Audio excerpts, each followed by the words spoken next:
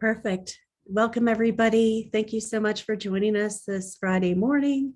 I'm really pleased to invite you to the, I think, fifth RIEEE webinar. And this one is going to be hosted and emceed by Ash Morgan, who's the director of the Center for Economic Research and Policy Analysis and a professor in the Department of Economics here at AppState. So with that, I will pass it to Ash and he can introduce our fantastic discussants and panelists. And I think we have a very fun conversation in store. So here you go, Ash. Thank you. Thanks, Christine. Good morning. I think I know pretty much everybody, maybe a couple I haven't met before. So as Christine mentioned, yes, I'm Ash Morgan, professor in the econ department, also director of CERPA. And so, well, thank you for coming. I know it's difficult to get the people you want in the same room at the same time. So I appreciate that you all freed up this hour for this morning. Yeah, so this meeting, hopefully it's the first one of we can get something moving here. I feel like it could go in many different directions, and that's probably a good thing. The purpose from my perspective is really to hear from industry, town, county officials about current issues regarding economic development in Boone, and whether perhaps collectively we can create sort of an alliance of individuals and groups to help move forward a conversation on economic development here, move that conversation forward. It's something I've been interested in a while, really, although it's kind of outside my immediate area of sort of research. But as director of CERPA, I think I've sort of questioned for a while whether I can do more at the university and the center to help in this area, help move this conversation forward. My time here at AppState, I know that looking at the data, Northwest North Carolina lags significantly behind the rest of the state. I think it captures only 1 out of every 13 new jobs in the state, and residents of these rural counties, income levels are about 70%, I believe, of urban counties, and that gap's getting bigger. I think at the same time, again, from my time here in Boone, I think Boone offers this fairly unique opportunity for economic development. And I think perhaps with COVID-19 also emphasized companies and individuals, remote workers, realizing more and more that location's important. Anecdotally, I've met a lot of people who've moved here, and I've asked, what brought you to Boone? And then, well, I can work anywhere. So if I can work anywhere, then working in a great place like Boone, it suits me. And so I'm sort of thinking about entrepreneurial talent, high-tech service sector jobs that typically pay more than average. I think Boone's well placed to capture growth in this area, but there's a lot of challenges, right? And I think firstly, there's perhaps a lack of investment in an organizational system of resources for businesses of this type to exist effectively. And I think perhaps of that lack of investment, that creates this constraint on economic development here. I think we suffer from brain drain. Obviously being at the university, I see all these students leaving, many of whom I know would like to stay, but the lack of local job opportunities with livable wages just dictate that they're gonna go to Charlotte, or they're gonna go to Raleigh, more economically developed areas. Just a couple of weeks ago, I was looking at a grant, this RISE Rural Innovation Stronger Economy USDA grant, hoping to write this grant to help bring in funds to renovate or build commercial office state with broadband access. And I realized writing the letter of intent just last week or 2 weeks ago that I'm not qualified for this sort of thing. This is not my area, but hopefully we can get a group together that we could get this alliance, that we could do things like this. I should mention up front that this is not designed in any way to crowd out existing, a tourist-based economy. It's just, in my mind, something in addition to that. And of course, there's just, this discussion could lead to a whole other slew of factors that need to be considered about predicting sustainable growth, affordable workforce housing, things of that nature. So I'm hoping this is just the first part of a discussion to create some traction in thinking about economic development in Boone. So with that in mind, we have David Cuthbert, who is the founder of Global Imprint, that has kindly agreed to say a few words, as have Joe Furman, director of the economic development at Watauga County. David Jackson is the director of the Boone Area Chamber of Commerce, and Erich Schlenker, who's the director of the Center of Entrepreneurship at AppState. So the hope is we can hear from each of those individuals, and that'll just kickstart the rest of this meeting. And anybody else, feel free to jump in after that point, and we can just see where this takes us. So if that's okay, perhaps David Cuthbert, if that'll be okay. You could kickstart. Yeah, great. Thank you, Ash. Appreciate the opportunity to be here. Thank you for the invite, and great to see many of you who I know and some of you who I don't, but really grateful for the conversation, quite frankly, for a lot of different reasons. I come at this from the perspective, from the perspective of a business owner, business leader, and somebody who is definitely trying to figure out how to grow a business here in the high country, Boone specifically. That's my want. It's been my want for a long time. Just very quick history. I was brought to Boone to be the CEO of a nonprofit here, Wine to Water, back in 2014. So I came here for a job, and was able to help grow that organization from about 3 local jobs at that point in time. And when I left, there was over 30 locally here, with about 20 interns from AppState. So really deep community development, hiring was a core focus of ours here in the high country. It was important for us to be sort of together and centralized in that organization. And then the connection with AppState, which still goes on, the internship program there is pretty remarkable.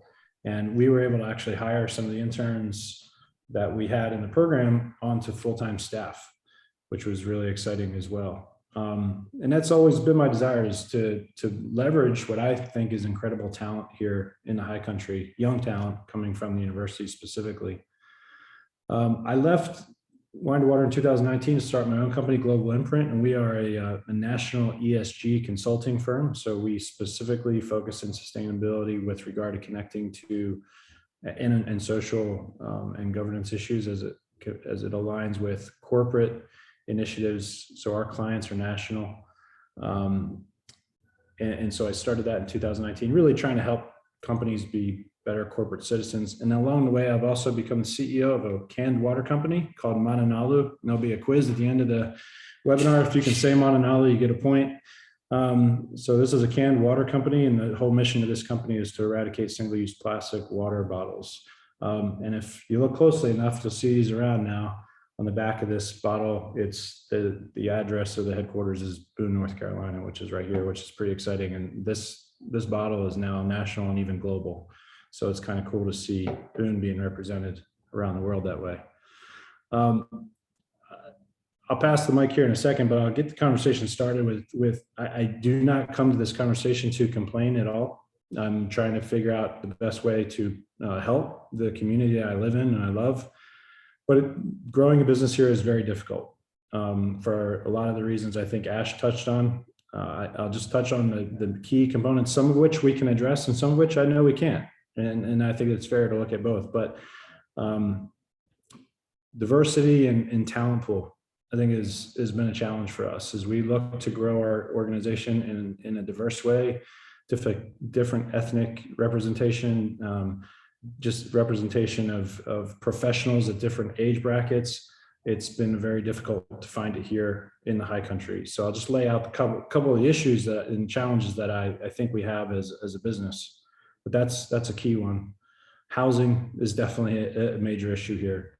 So it's hard for me to even bring talent here because it's almost impossible for them to figure out a place to live where they can afford it for the middle income salaries that we pay and we can pay here.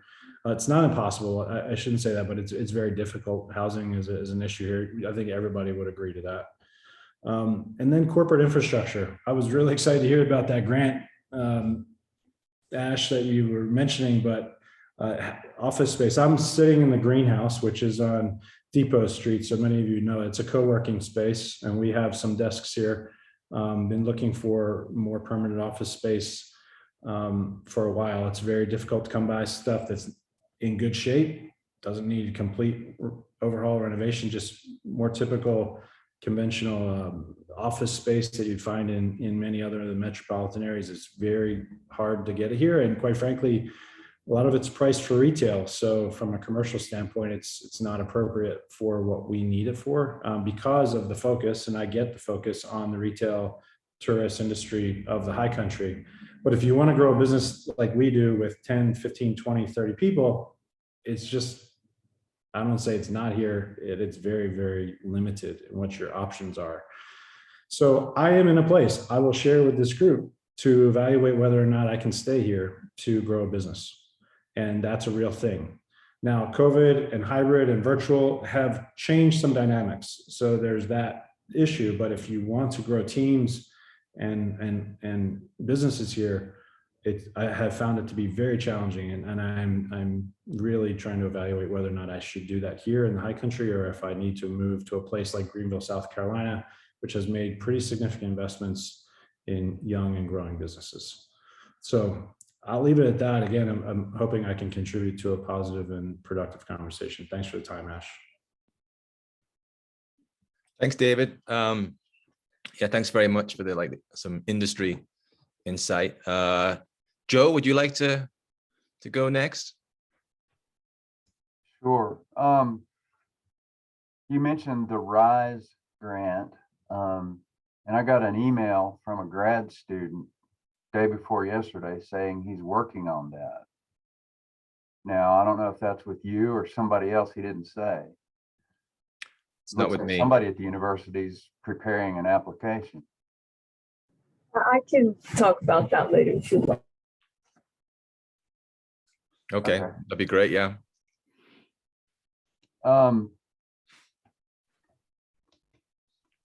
I guess what I want to talk about is where we are kind of locally. What are some of the roadblocks and issues? As you know, we are off the beaten path. We are a long way from the interstate, no airport. Natural gas is not widespread, no rail, and we don't have any flat land. So it's very hard to compete with places like Kernersville, for example, that can easily build an industrial park. If you build it, they will come, and they will come. It's a different world for us. Love to have more manufacturing jobs here.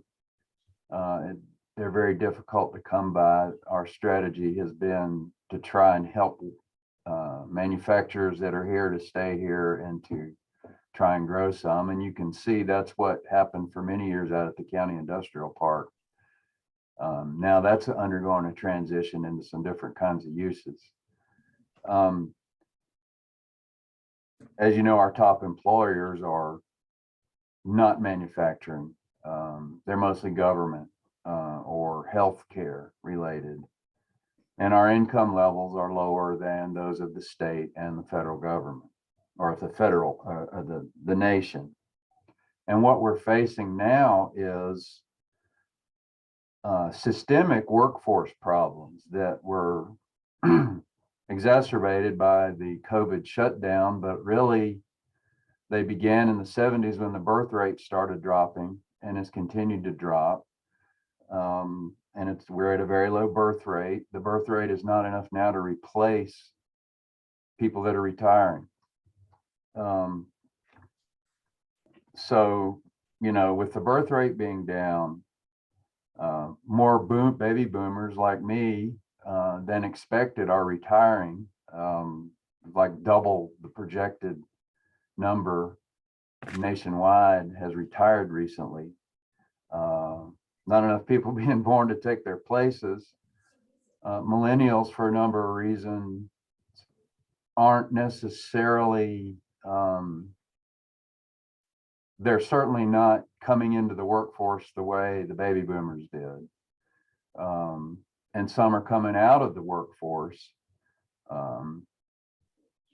I don't want to get into all the reasons, but I'm certain that one of the reasons is that childcare is not affordable or available, and therefore one parent is not working now because it just isn't worth it.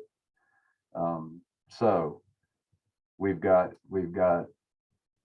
less workers naturally, and less workers because of a number of reasons, including childcare, and then we've got the housing problem.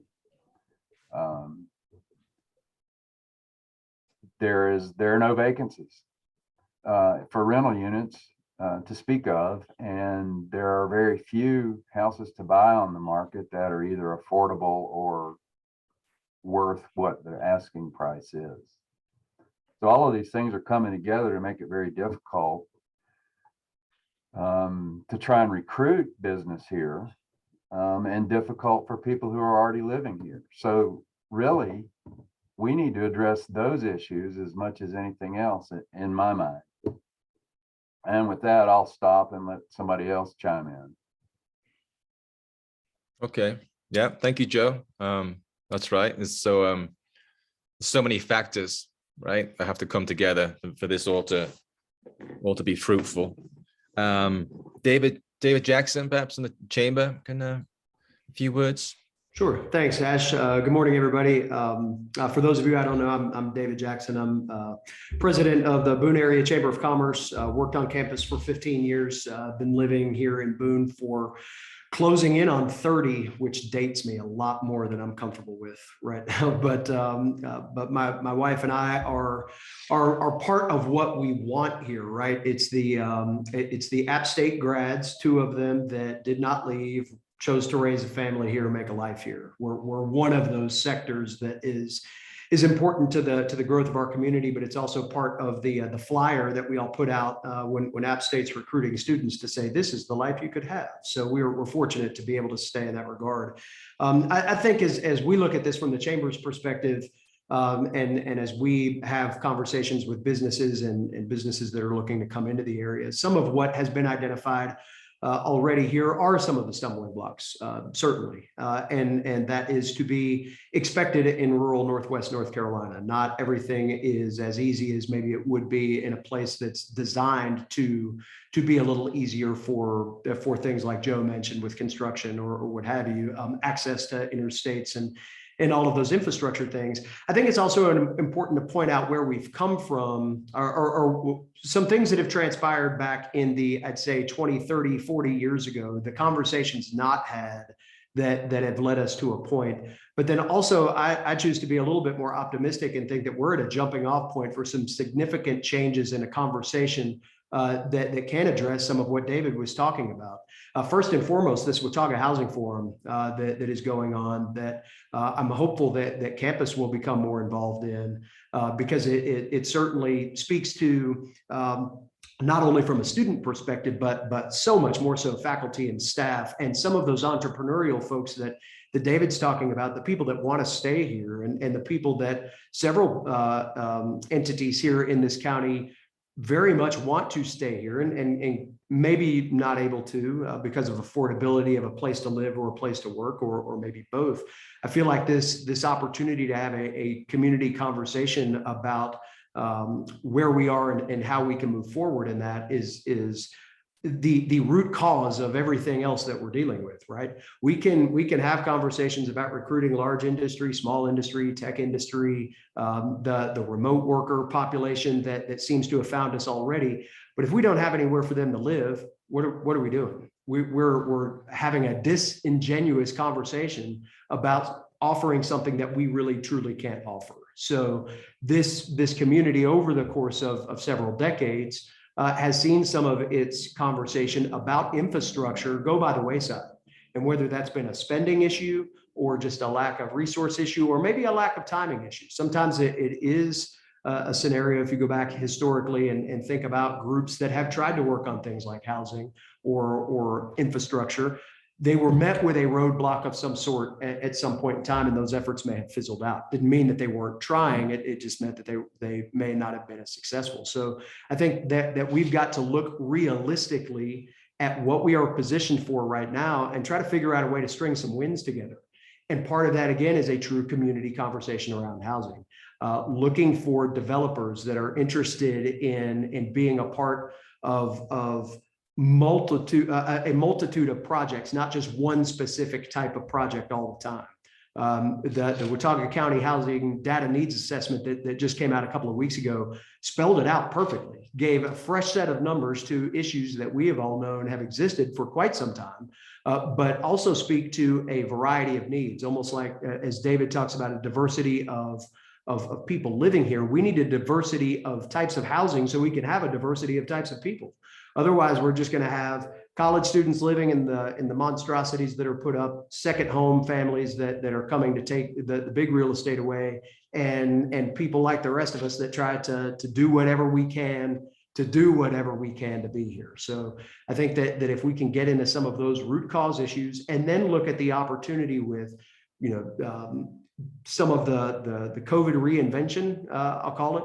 There is a group of people here, and the last point I'll make, there's a strong group of people here that have relocated here from other places that are working here, but their work does not occur here.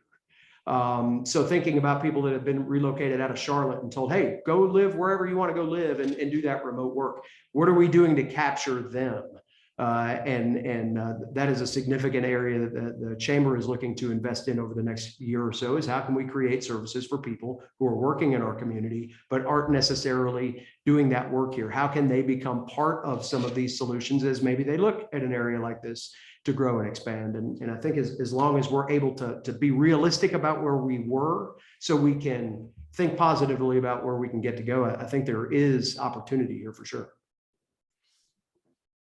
Thanks, David. Yeah, I think that's I think the group I was alluding to, this, what do you call it, COVID reinvention. And so we just hear a lot of that now. And again, I think that's a competitive advantage for Boone in terms of the location, but brings up all these factors that need to be considered perhaps on the supply side. I was made aware of the Watauga Housing Forum this week, actually. So I think that's a group that moving forward needs to be included in any future conversations. Can I chime back in and just mention a thing or two? Yeah, it's an open forum, Joe. Yeah. David, well, I meant to say this before and just got sidetracked by myself, I guess, but yes, people are moving here as fast as they can to get out of cities, and they're moving here because they can work anywhere they want to, or they're retiring early, making good broadband essential. And so the county is investing some of the ARP dollars to actually 7.7 million of it to make fiber to the home much more available countywide. And so that's going to enable people to do that. And they are doing it. And I don't see any end in sight. We're, I'm also planning an inspections director, and we're issuing building permits like we have not in 15 years, since before the Great Recession. And what we're issuing for is single family houses that have an average cost over $500,000 to build. And that's a low number because people don't necessarily tell the truth on their building permit applications. And they never overestimate what they're going to spend. So people are moving here and they're building big houses. And we can accommodate that so far, and we'll be able to more with the broadband expansion. So now I'll really shut up. Thanks, Joe. But just to make it clear to everybody, it's an open discussion. So yeah, please jump in at any point. Talking to the original 4 speakers here was just to provide like a platform. So Erich, you're the next one in line, if you wouldn't mind. Okay, good morning, everybody. My name is Erich Schlinker. I'm the director of the Center for Entrepreneurship here at Appalachian. My perspective and experience is going to be no surprise to anybody because of what you just heard from the first 4 speakers and what we see every day. I work with some very talented students who have great ambitions to start companies. About 20% of the traffic that we have in the Center for Entrepreneurship is community members who are considering businesses and considering starting businesses, and they all have the basic challenges of getting a business off the ground, which are tough enough. But then, as you heard from David, they have to figure out where to house these businesses and how to deal with some of the local challenges. So we see a lot of students that will incubate their idea here on campus, and then there's no question that they have to go somewhere else. A lot of times that's because the markets are bigger elsewhere, but a lot of times it's because their choices here locally are to live in a mansion or in student housing, and there's nothing in between. So we deal with a lot of the same things that we just talked about. And I've poked around and looked at some of the other programs that you see in places like Marion and Sanford, where they have these really cool incubator spaces and co-working spaces. And those are super attractive to try here. But I think David made such an interesting point, David Jackson, when he said that it's almost disingenuous to start something like that if you know that you're attracting people or trying to attract people that just can't afford to live here. Those root causes, I think, get in the way of some of that economic development and community development work that is tempting to do.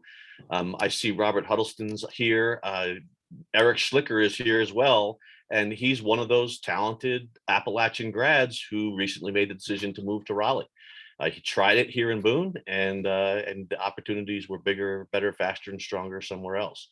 So I think that if we could figure out some of those core issues and the root cause of those issues, that would be fabulous. I didn't know there was a housing project going on. I'm excited to see that.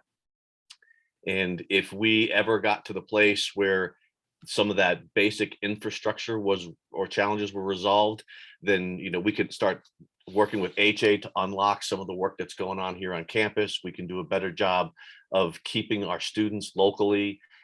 We're lucky that we have Skyline here in the Western North Carolina, because they're providing those big fat internet pipes that Joe was talking about.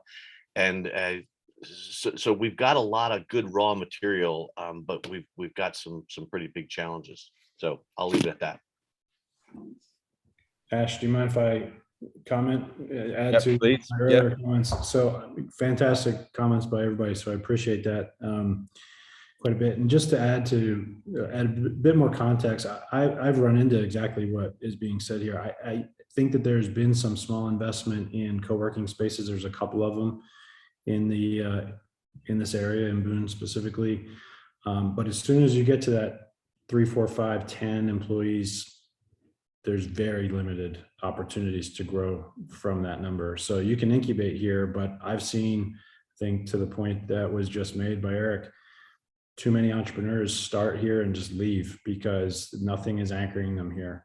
And I guess what I wonder about, and again, I don't want to be just the guy who's complaining, because I would like to contribute to solutions, is the strategy for this whole area. And maybe that's what we're here to talk about. But for me, as somebody's here, I feel counter to the local economic strategy, meaning the local economic strategy being retail, being hospitality for the tourism industry specifically, and so forth.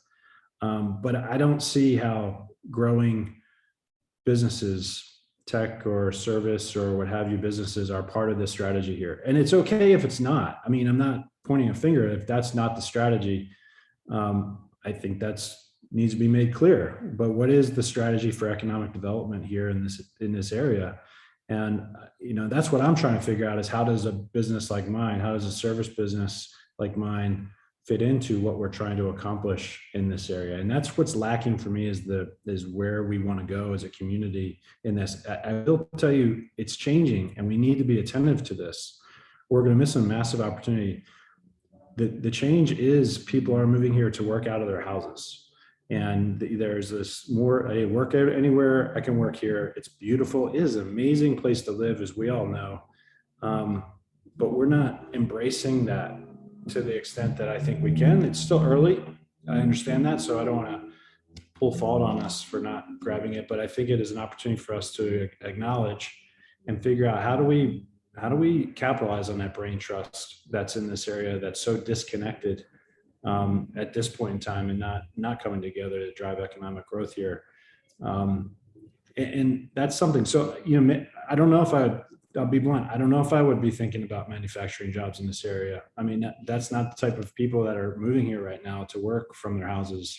It's really more about services, tech, software, and those kinds of things. And how do we coalesce brain trust and embrace a community of business thinkers and diversity? We need to get to diversity in this area if we want to grow, especially businesses. It's just mission critical anymore. I think there was a comment in the chat here. It has to happen. So I'll stop there. But I know, Joe. Oh, you go ahead, Joe. There's part of that spatial issue I want to follow up on, but you go first, Joe.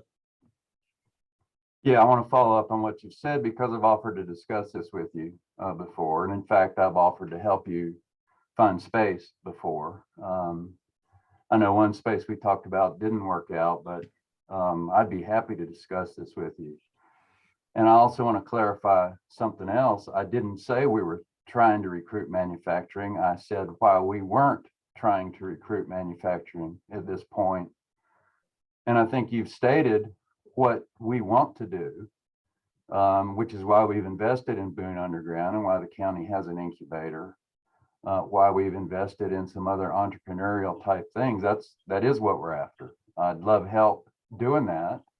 We're not going to build an office building. I think I've shared that with you before. But in any event, I think you have misunderstood some things, and I would be happy to discuss that with you at length. great. I'll share my experience as a business leader here as well. Happy to have those conversations. So one thing that David just mentioned, we've actually been through, and I know that our paths were crossing on this. The chamber is actually relocating to a new space here in town. We sold our suite downtown. We're in a temporary location now, and very soon, hopefully within the next week or so, we'll be announcing where our permanent location is moving. With that, we have all been in the space hustle here recently. I think I'll go back to infrastructure and maybe lack of foresight and unfortunate timing on what ended up being somewhat of a local dispute that turned into this whole notion of all of the, that one of the great community rumors is now there's plenty of office space out there. All you got to do is just go look in the bottom of all these mixed use places and there's office space to be had everywhere. And that's simply not the case. Go walk through it. It is built to not be used. Or it is structured in a way that is hard to get to. The standard probably offers the best and easiest way to get into that with the parking that is available there. We went and looked at a number of other locations and those places were baked into the student rent that's coming to them, and they were never meant to be developed for anybody to be inside of them. 1,000 square feet here or there. Several of them have been turned into storage units for the apartments that are there. So, that was at one point in time discussed as a community solution, right? We were gonna increase density and increase opportunity in these mixed use developments. But again, because of the politics involved and some of the arm wrestling that went on back then, that was really never developed with that intention. I think part of this is an identification too of saying, I went around for a while and stated, if somebody built a building like the one that's on State Farm Road where Boone Underground is right now, we could probably I know David was looking for space. We were looking for space. The newspaper at the time was looking for space. The radio station was looking for space and several other people. We could probably fill that building, build a 8,000 square foot, 3-story building. We're in it now. But when is a developer going to want to do that and be incentivized to do that versus the more lucrative student housing development that we have seen become so popular here? And part of that is having a conversation of diversity of that space. And as we all know, that comes down to where the profit lies and how expensive it is to build. So it is complicated, but we've all been down that road. And unfortunately, one of the things that is touted as help is actually not at all and never will be. Yes, thanks. So sorry, quickly, Tammy, you had your emoji hands up there. Yeah, I just wanted to throw in a little bit of my perspective, going back to what David Cuthbert said about sort of this notion of what types of businesses we either want to attract or also could be successful in attracting and retaining. I think my sense of this, and of course, you know me, you know where I'm going to probably head in, which direction I'm going to head in here. But my sense in Boone, after working with a lot of businesses, having the opportunity to work with a lot of businesses, is that a lot of people come here with business ideas, and certainly come out of the Entrepreneurship Center, and our students in particular are driven by not necessarily industry type, but I think a lot of them are mission driven. So they have this sense of wanting to have a business that's, doing something beyond making a profit. And sometimes that's pie in the sky for young students, because they first need to figure out how to make a profit and be profitable. But I know David has experience with this, because his businesses are mission driven. And in fact, he's maybe one of our first B Corp certified entities here in Boone. So I'm happy for him for that purpose. But I think from that standpoint, I would say, if that's the case, and we could attract businesses that have sort of that slant, Asheville has a really large mission driven business community. And I think maybe one of the things we could do is say, well, what makes a business successful here, given all the challenges that we do have? What type of businesses have been successful in even overcoming some of the barriers that exist? How can we help remove some of those barriers for those types of businesses that have been successful, so that we can then attract even more? And the last point on that is, if we could do that and build that kind of economic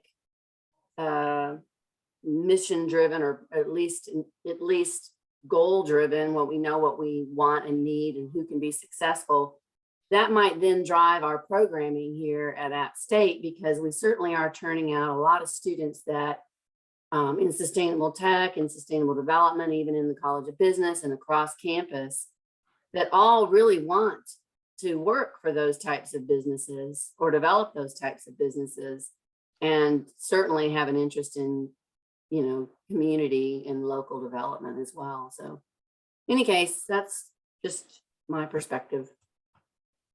Yeah, thanks, Tammy. And that's one thing that we could help out with at the university, right? We could do studies to try and understand the expected demand, job growth, job creation, and the types of industries that we're going to be seeing in the future, the next 5 and 10 years, that are going to realize the greatest demand.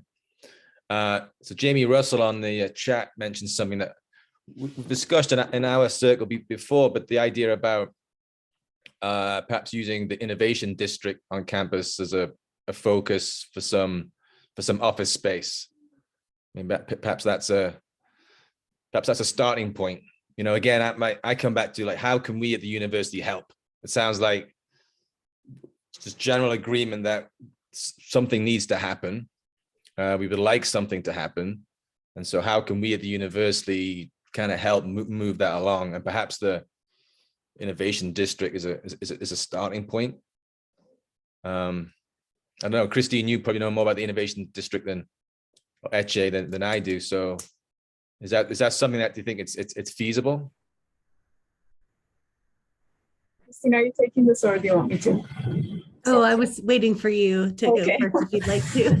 Yeah, I think that's absolutely feasible. So in terms of the first phase of the innovation district, the type of buildings that are going to go on are fairly well set, but that's just the first phase of the innovation district. So there's still conversations that need to be had for what happens to the rest of the buildings. And there's been conversations about applied research buildings and business incubators and other types of incubators. No, nothing is set in stone yet, but I think this is an excellent time to start a larger conversation about how to approach that. yeah, and I would love more input from this group about what types of businesses we can attract to the region that would be interested in taking part in an innovation district that will be at least partly on top of where the Broadfield was, essentially. And I do appreciate all of the information that has been shared and the concerns that have been shared about the housing situation and the sort of this idea of being disingenuous about trying to attract businesses and not being able to support the workforce with affordable housing. But that being said, yes, I think there's lots of future opportunities for collaboration between the university and the community. Okay, and so Jamie, you're saying you perhaps know some of the initial stakeholders in that group. Is that right? Well, I think I may not be the person to do it, but I can send emails. I'm good at that. But there, just to throw in the hopper, there is the Broyhill Hill site, and there's also the 105. It's the old high school, and that plan hasn't been as fully developed. So I think getting in now on the ground floor for that 105, it is a rather, it's not a huge site, but it's semi-flat. You can flat for Boone. So we can certainly talk offline after this about who should make some connections, but it sounds like a meeting is in order while the iron's hot and that site hasn't really been fully fleshed out. Yeah, I sit on that committee for the innovation district, and HA does as well, and they're definitely having conversations about this housing problem. So this is not going to be a surprise. The issue that they're wrestling with is how to develop a model for introducing additional housing into the system that makes sense. You know, does AppState own it, and do they rent it out to faculty or staff who we're trying to recruit? And if so, how long do they get to stay there before they have to find a space? If Appalachian State puts 50 units into the system and they get gobbled up by people, and then they get onto that same treadmill of 20-30% appreciation in value, then all we've really done is expand our capacity by a little bit, but it doesn't address any kind of long-term issues. So they're trying to figure out a model that would be most useful to address as many of these issues we've identified as possible. Okay. And so, well, it certainly sounds like perhaps another meeting, but a meeting to get involved with that group, Erich, and see if merge what we're discussing and their thoughts together. I think an awareness campaign about it, Ash, is maybe something. I know that I've become a whole lot more aware this week of where that innovation campus project is and what it's to include. And I'd like to think that the chamber or EDC or a number of other entities would be helpful in getting a pipeline created for some of those businesses that may like to live in that kind of space. I think we're all guilty, and I certainly know from my 15 years on campus, we spent a lot of time in the conference room and didn't always do the best job of getting what we talked about in the conference room out to the general public. And I was part of that. That's part of the problem, right? but I think this is one of those too, that an education and awareness campaign about what this possibility could be. And I know that's tough to do as an idea is being formed, but that's a game-changing opportunity that's there. And also it's starting to get out that there's a faculty staff component to the housing side of this. And I go back to that housing forum conversation. A significant part of that conversation has been about how do we create housing for AppState faculty and staff, because they're the largest employer here. And that group has been talking about it while your group has been talking about it. So it feels like there does need to be a merger of things and maybe a willingness for us to try to get together on some of these projects to bring some efficiency to them and just bring some light to what it sounds like some pretty good and opportunistic things going on. Yeah, well, I can certainly try and help bring these different groups together. That's the direction it seems that would be a good first step. So I'll certainly look at working on that. So that's something that would have, everyone here be happy with if we potentially agreed to make that the next step, is to get the group's ID people and this group, perhaps again, Watauga Housing Forum, and move it forward and take that next step. Would that be right? Anybody disagree with that? There is an opportunity for everybody to get involved in those forums. If you look at the link that we put out there, the first one's March 14th. There'll be 4 of them total. Kelly Ashcraft, a former professor at AppState, is the one that's really spearheading that effort. And we're trying to get as many voices in the room as possible. So if there's anybody that's interested in engaging in that, there is plenty of opportunity to do so. Okay. I'm sorry, did you say you provided a link for that, David? Oh yeah, at the very top there. Yeah, it's in there somewhere. Right. There's a lot in there right now. Yeah. I'm just scrolling through it now. Oh, Grace just put it up again. Thanks, Grace. Ash, I was thinking, I realized, Steve, you've been so patiently waiting, but just to answer Ash's question really quickly, I might suggest as an interim step after this, something that often works in convening different stakeholders around a problem that is multifaceted like this. We could just send out, remember when we used to have all different rings and now there's one ring universal? So we could send out a brief Google form survey to everyone to just kind of ask a couple of targeted prompts, like what is the most interesting discussion you want to have next? And maybe then we could craft a sequence of different conversations that make sense with the right folks so people know what they're coming for. Anyway, maybe an interim step like that could work to help us decide the specific next group and objectives. Those are my 2 cents.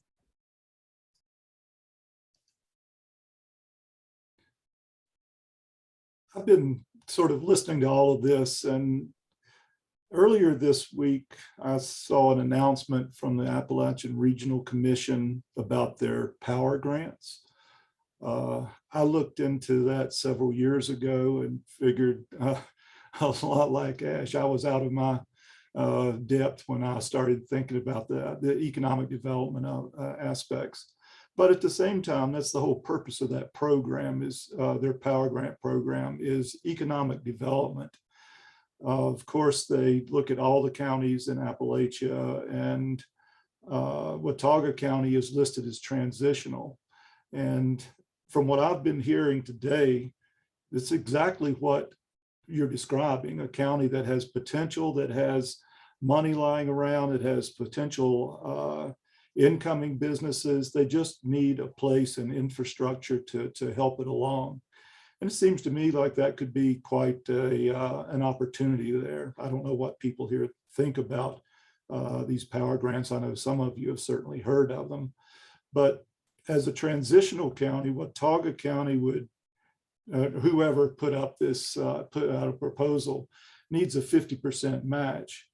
But it can be in all sorts of ways. And if the county were to go after this and partner with the university, the money that's being put into this innovation campus might well be more than sufficient to be that 50% match to whatever is asked for.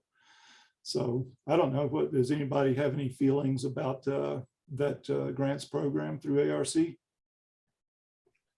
I certainly think it's a good possibility. In fact, I've applied to the ARC before unsuccessfully, but again, it's just, I think it's getting a team together that can, as I mentioned earlier with the RISE grant, I'm just not qualified to be able to put anything substantial together that's gonna get noticed, but I'm sure we can put a team together who could do that. We could just help leverage the university side. So that's one thing I was hoping to get out of this is, can we start thinking about that? Because there are grants that out there available that we could go for, but again, I'm qualified to write perhaps 5% of it, and we need the other 95%. We need the people that come in who can help out with that. So, but the ARC and Golden Leaf and those groups, I think, would be great targets. But again, it's finding the team that we can churn out those proposals. Let me jump in and kind of follow up on that thread. I've been coming across multiple funding mechanisms from some of these agencies that have been shared, both verbally and in the chat. ARC is definitely one of them. Golden Leaf could be. Economic Development Association has tons of funding for these types of collaborative opportunities for entrepreneurship, setting up entrepreneurial ecosystems type things, USDA as well. Even National Science Foundation, there's a proposal for a new directorate for National Science Foundation that provides tons of federal funding for research, right? But this particular directorate is very much a different kind of support mechanism that's going to be providing funding for entrepreneurial ecosystems type places. So, and much like Ash and Steve, my background is research and I write research grants. So these types of grants definitely require a lot more knowledge and kind of know-how from other partners, again, our community partners. So I think we're well placed to be able to go after some of these mechanisms. If all, many people here kind of get together and pick a few and go after them. So I would definitely support that, and my office can support that as well. And I'll volunteer Christine as well, or RIEEE can support that as well, those efforts. Yeah, absolutely. Thanks, Etche. Yeah, and perhaps this group can just provide that, at least a sounding board. If we get enough, if we plan this far enough ahead of time to say, okay, here's this opportunity, but we need someone to come in this area. Perhaps this group here can provide that sounding board to say, okay, well, then I think you should speak to, such and such. And at least then we'll have perhaps the right amount of coverage to make a proposal, to give a proposal a chance, because they're very difficult to get. So we're getting close to the top of the sound like a radio DJ, top of the hour. Getting close to 11 o'clock. We'll be right back with more hits from the 80s. But anybody else would like to jump in the conversation in the last few minutes? Can I just ask a question? And this is a lot of great conversation here. It's exciting to have the dialogue. And it's really a question I don't know the answer to. I'm a business owner, so that's where I see things from. I don't have a lot of insight into the programs in the public sector, in the government sector, or the university sector. So, please know that's where I'm coming from, with a lot of a lack of vision into your areas. But what I sense as we talk about a grant or a piece of land or what have you is, and it's not a criticism, it's just want to point it out just to make sure we're aligned. I don't see public-private corporate alignment. And I think that's lacking. I think, it may not be lacking. I just think from a standpoint of, like, when I did talk to Joe and I had a good conversation last year.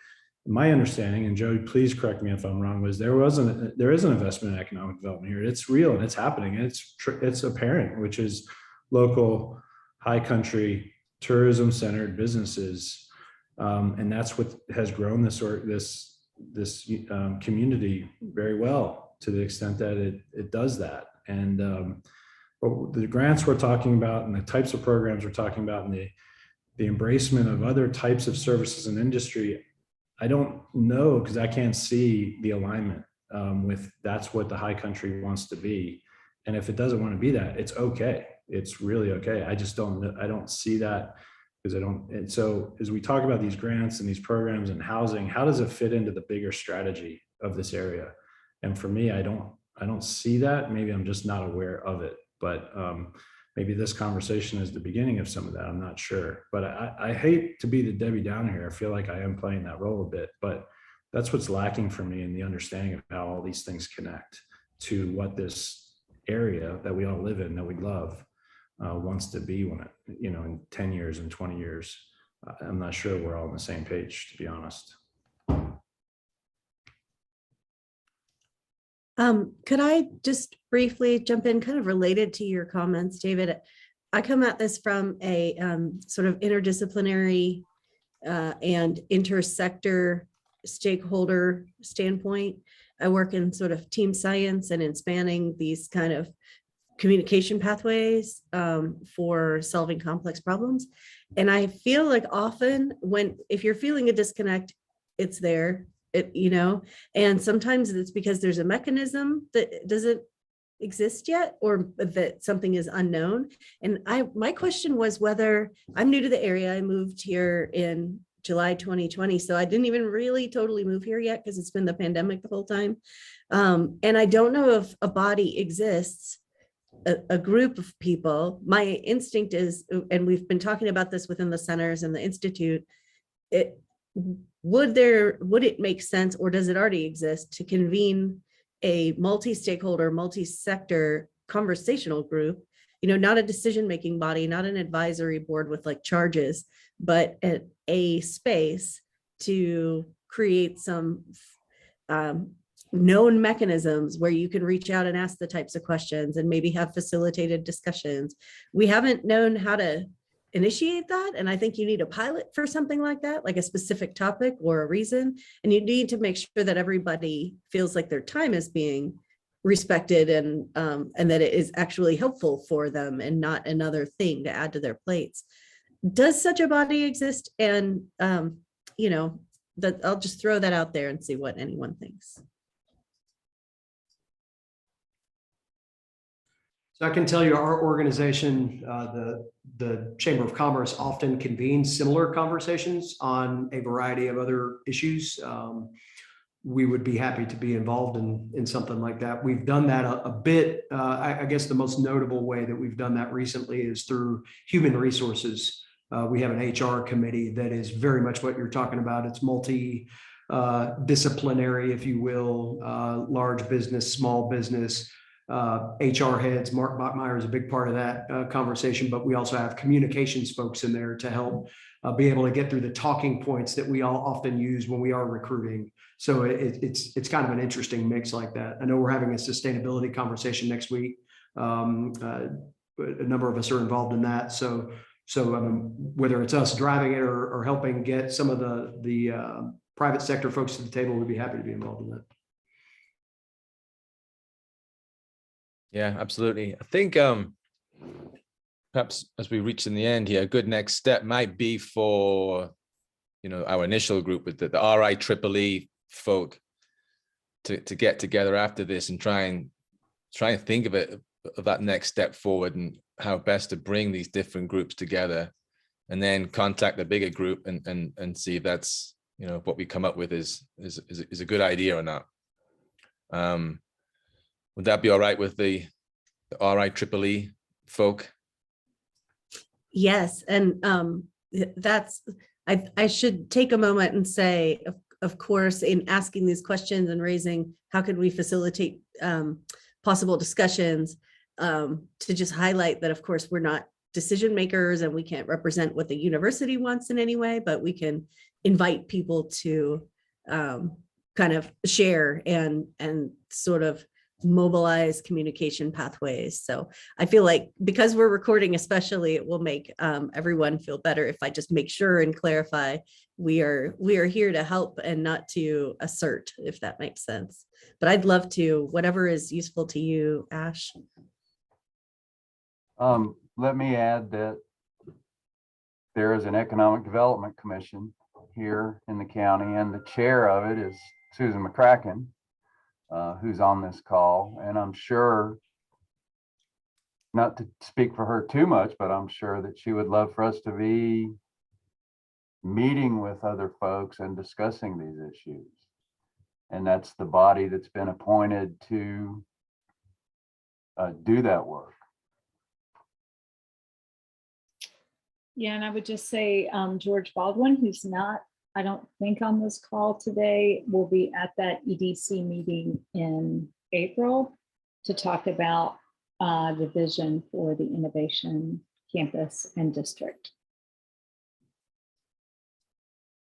Okay, great. Well, it's time. As always, it goes fairly quickly. And so I guess I should end with this, just say thank you everybody for the time. Sounds to me, again, I didn't know where this discussion was going to go at the beginning. It sounds like, it sounds to me that the different facets are seemingly on the same page, that we recognize the problem, recognize the issue, recognize that it's multifaceted, but it seems a willingness to try and help move this forward. And again, it's worth establishing, as I said at the beginning, this is not to crowd out any existing infrastructure. It's merely in addition to, hopefully, and trying, to overall increase the well-being of the county and the town. And so thank you very much again for your time. I think we'll again meet at the university, and hopefully we'll get back in touch with everyone and try and make that next step forward. Thank you. Thank you. Thanks, Thanks for everybody. your time. Thank you. Thank you. Thank